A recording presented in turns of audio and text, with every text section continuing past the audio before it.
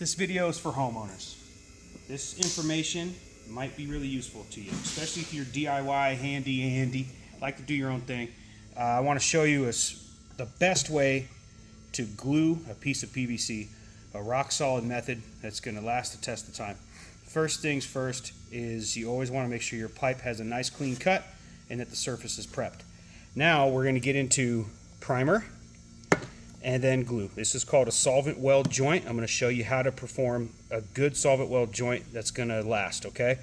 First things first, your primer is really important. The primer cleans and softens up the pipe so that when you glue it, you're actually going to solvent weld the piece together because the primer preps and softens the pipe, and then the glue will actually glue it all together and make it one solid piece.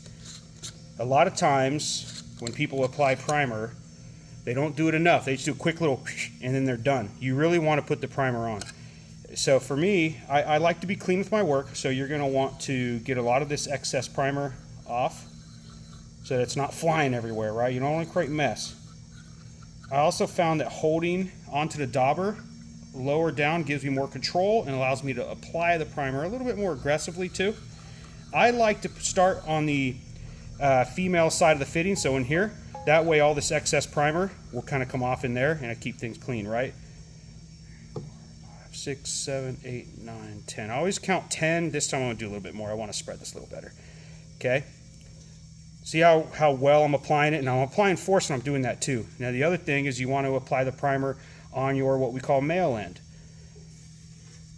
Now I like to be clean about my work, right? So I don't want my primer slopping too far down the fitting. You always want to make sure the entire area that you're trying to solvent weld is hit good with primer. It's really important. This step is really important to get that really good solvent weld joint. Okay? Now, you don't want the primer to dry. You want it to be fresh. That's why as you're gluing, if you're gluing multiple fittings, you kind of want to do one area at a time. Now it's glue time. I prefer the all-purpose cement. Oh God, look what I've done. So much for being clean and neat, huh? Get you a good amount inside on your fitting. Let's get us a good amount on the male part, the end as well. Now notice I'm going to push, then I'm going to give it a little quarter turn. That's really important. Push together, quarter turn, wipe off your excess.